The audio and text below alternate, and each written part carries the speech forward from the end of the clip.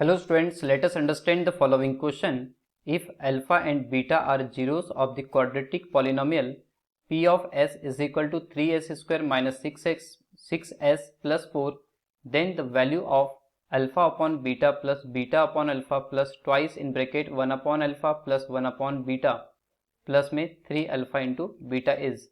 So let's see given information in this question.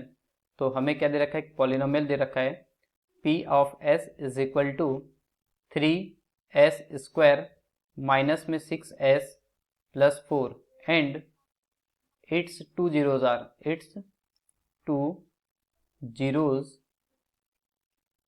are alpha and beta. So let's see solution part of this question. तो यहाँ हमें क्या करना है, बिल्कुल सम ऑफ जीरोस और product of zeros find out करना होगा. तो क्वाड्रेटिक इक्वेशन के लिए सम ऑफ जीरोस क्या होता है, सबसे पहले इस बात को लिख देते हैं यहाँ पे अगेन.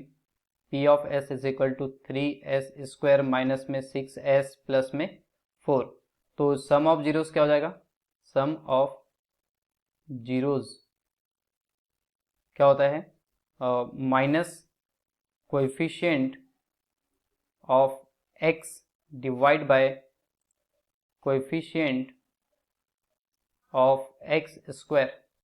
तो implies that sum of zeros means alpha plus beta is equal to minus, और हमें कोएफिशिएंट ऑफ x क्या दे रखा है यहाँ पे, -6 है ना, और डिवाइड बाय एक्स स्क्वायर का कोएफिशिएंट 3 है. तो देखिए माइनस माइनस प्लस हो गया तो इज इक्वल टू कितना हो गया, 2. तो अल्फा प्लस बीटा की वैल्यू कितनी हो गई, 2 हो गई. अब हमने बात करनी क्या, प्रोडक्ट ऑफ जीरोस.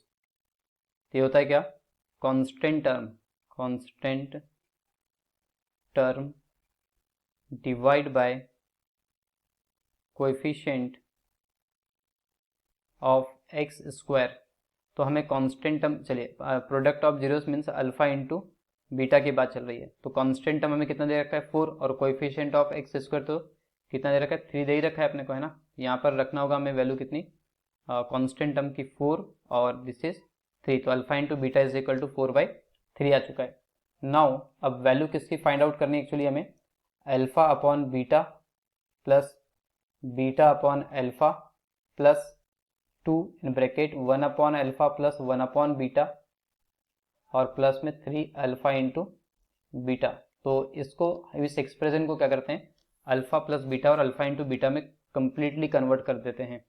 तो यहाँ पर क्या लेना होगा हमें, इन दो टर्म्स में एलसीएम लेना होगा. तो एलसीएम कितना आ जाएगा, अल्फा इंटू बीटा. तो ये अल्फा का मल्टीप्लाई अल्फा से हो जाएगा अल्फा स्क्वायर प्लस बीटा का मल्टीप्लाई बीटा से तो beta square plus 2 in bracket, यहाँ से क्या आ जाएगा देखिए अल्फा इंटू बीटा. तो जाएगा बीटा प्लस अल्फा और उसको लिखा मैंने alpha plus beta plus 3 into alpha into beta.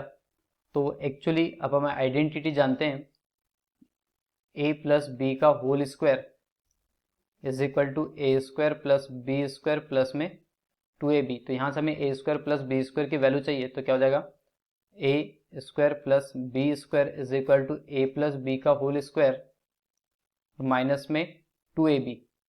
तो इसी आइडेंटिटी के अकॉर्डिंग हम इसे क्या कन्वर्ट कर सकते हैं, देयरफॉर इसे लिखा जा सकता है अल्फा प्लस बीटा का whole square minus 2 alpha into beta divide by alpha into beta plus 2 alpha plus beta और डिनोमिनेटर में अल्फा इंटू बीटा प्लस में 3 alpha into beta. So is equal to alpha plus beta की value कितनी है, 2. तो 2 का square minus 2 into alpha into beta कितना है, 4/3 और होल डिवाइडेड बाय कितना आ जाएगा, 4/3 प्लस 2 इंटू यहाँ पर जो अल्फा प्लस बीटा की वैल्यू कितनी है, 2, और यहाँ पे अल्फा इंटू बीटा कितना है, 4/3 plus 3 into 4/3 alpha into beta का वैल्यू. तो इज इक्वल टू देख पा रही है कितना हो जाएगा, 4 और माइनस 8/3 डिवाइड बाय 4/3 और प्लस में कितना हो जाएगा देखिए 4 और ये 3 ऊपर चला जाएगा, डिनोमिनेटर में कितना 4 प्लस यहाँ से कैंसिल हो गया तो कितना आ गया, 4 आ गया. तो इज इक्वल टू यहाँ पे देखें ये जो सब्ट्रैक्शन है कितना आ जाएगा 4/3 और नीचे में भी कितना है 4/3 प्लस में ये 4 से 4 कैंसिल हो गया, तो 3 प्लस 4 इज इक्वल टू, देखिए ये कैंसिल हो गया तो कितना आ गया 1, तो 1 plus 3 plus 4 7 is equal to कितना आ गया 8 आ गया। सो हमने क्या करना है, फाइनल आंसर लिखना है एक्सप्रेशन का। तो हमें यहाँ पे लिखना होगा so alpha upon beta plus beta upon alpha minus नहीं sorry plus 2 1 upon alpha plus 1 upon beta is plus में 3 alpha into beta is equal to क्या 8। So this is final answer. So let's see check which option is correct.